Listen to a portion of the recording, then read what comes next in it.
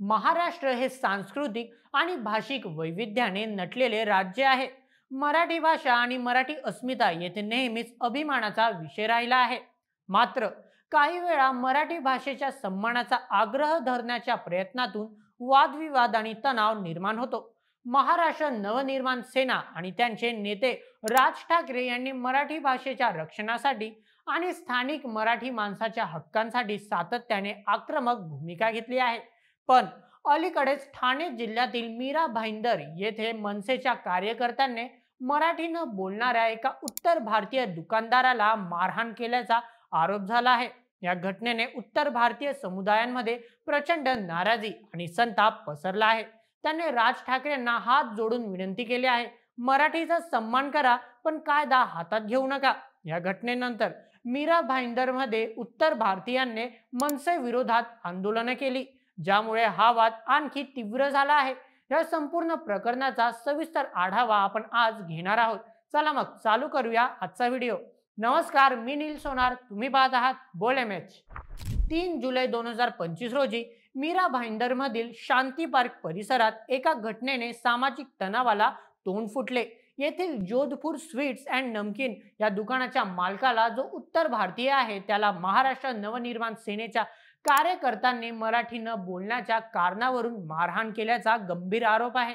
या घटनेचा video social मीडियावर विशेषतः एक्स वर व्हायरल झाला। व्हिडिओमध्ये मनसेचे कार्यकर्ते दुकानदाराला घेरून त्याच्याशी वाद घालताना आणि त्याला मारहाण करताना दिसत आहे।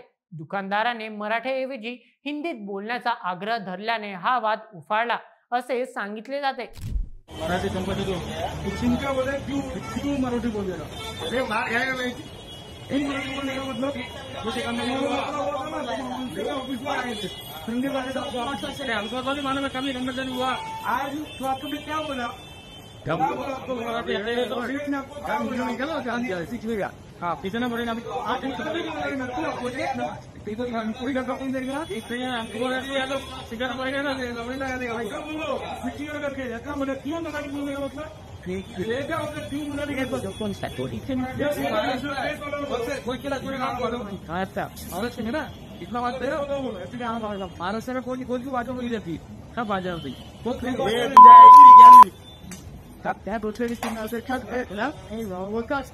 या प्रकरणावर मनसे नेता संदीप देशपांडे यांनी एक वादग्रस्त ट्विट केलं। या ट्विटमध्ये लिहिलेले मजकूर हे फार आक्षेपार्ह होते, जे तुम्ही स्क्रीनवर पाहू शकता। या घटनेने परिसरात तणाव निर्माण झाला आहे। या मारहाणीच्या निषेधार्थ 3 जुलै 2025 रोजी मीरा भाईंदर मधील उत्तर भारतीय व्यापारी आणि दुकानदारांनी कडकडीत बंद पुकारला। सकाळी 11 ते सायंकाळी 5 वाजेपर्यंत दुकाने बंद ठेवून आंदोलकांनी रस्त्यावर उतरत आपला संताप व्यक्त केला। आंदोलनात सहभागी झालेल्या व्यापाऱ्यांनी हात जोडून राज ठाकरेंना आवाहन केले, आम्ही मराठी भाषेचा आणि महाराष्ट्राच्या संस्कृतीचा आदर करतो, पण मराठी न बोलता येणाऱ्या प्रत्येकाला मारहाण करणे हा कोणता न्याय? आम्हीही या देशाचे नागरिक आहोत, आम्हाला सुरक्षितपणे व्यवसाय करण्याचा हक्क आहे। त्यांनी पोलीस प्रशासनाला या प्रकरणात त्वरित हस्तक्षेप करून दोषींवर कठोर कारवाई करण्याची मागणी केली। मनसे अध्यक्ष राज ठाकरे यांनी या घटनेवर प्रतिक्रिया देताना आपली भूमिका स्पष्ट केली आहे। ते म्हणाले, महाराष्ट्रात मराठी भाषेला प्राधान्य मिळायलाच हवे। इथे राहणाऱ्या प्रत्येकाने मराठीचा आदर करायला हवा। आम्ही हिंदी किंवा इतर भाषांचा विरोध करत नाही, पण मराठीला दुय्यम स्थान देणे आम्हाला मान्य नाही। मात्र त्यांनी कार्यकर्त्यांच्या कथित हिंसाचाराबाबत स्पष्टपणे भाष्य करणे टाळले आहे। यामुळे उत्तर भारतीय समुदायातील असंतोष आणखी वाढला आहे। महाराष्ट्र नवनिर्माण सेना ही 2006 मध्ये राज ठाकरे यांनी स्थापन केलेली प्रादेशिक राजकीय संघटना आहे।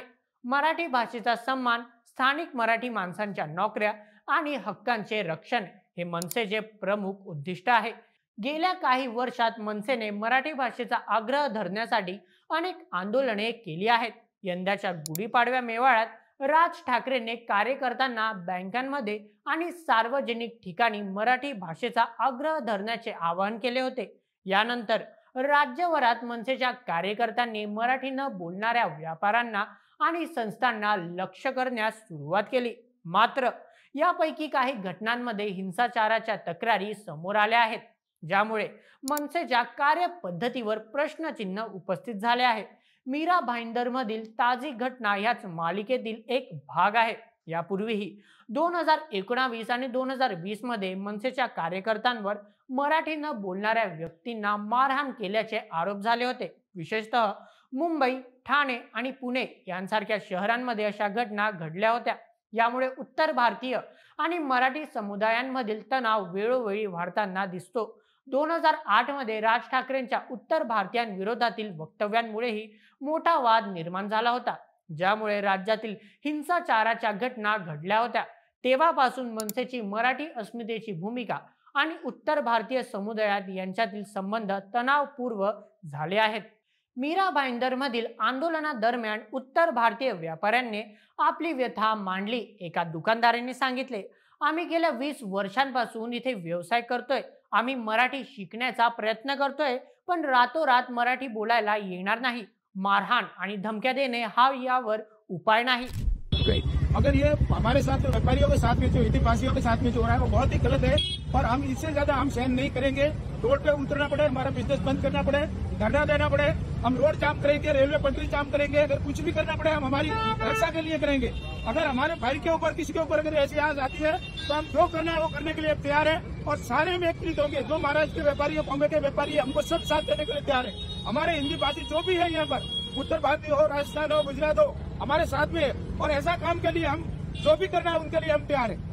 दुसऱ्या एका व्यापाऱ्याने सांगितले, आम्ही महाराष्ट्रात कर भरतो, स्थानिक अर्थव्यवस्थेत योगदान देतो, मग आम्हाला ही वेगळी वागणूक का मिळते? या आंदोलनाला काही स्थानिक मराठी रहिवासींनीही पाठिंबा दिला आहे। त्यांचे म्हणणे आहे की मराठी भाषेचा सन्मान करणे वेगळे आणि हिंसाचार करणे वेगळे। मात्र काही मराठी कार्यकर्त्यांनी या आंदोलनाला मराठी विरोधी ठरवत टीका केली आहे। यामुळे सोशल मीडियावरही तीव्र प्रतिक्रिया उमटत आहे। मीरा भाईंदर पोलिसांनी या मारहाणीच्या घटनेची खबर दखल घेतली आहे। वरिष्ठ पोलीस निरीक्षक चंद्रकांत सराफ यांनी सांगितले, आम्ही व्हिडिओ फुटेज आणि इतर पुराव्यांच्या आधारे तपास करत आहोत।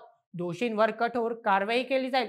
मुख्यमंत्री देवेंद्र फडणवीस यांनी यापूर्वी अशा घटनांवर बोलताना म्हटले होते की महाराष्ट्रात कोणालाही कायदा हातात घेण्याची परवानगी नाही। मराठी अस्मितेचा सन्मान राखला जाईल, पण हिंसाचार खपवून घेतला जाणार नाही। मात्र या प्रकरणात सरकार आणि पोलीस कशा प्रकारे कारवाई करतात याकडे सर्वांचे लक्ष लागले आहे। मराठी आणि हिंदी भाषेचा वाद महाराष्ट्रात काही नवा नाही।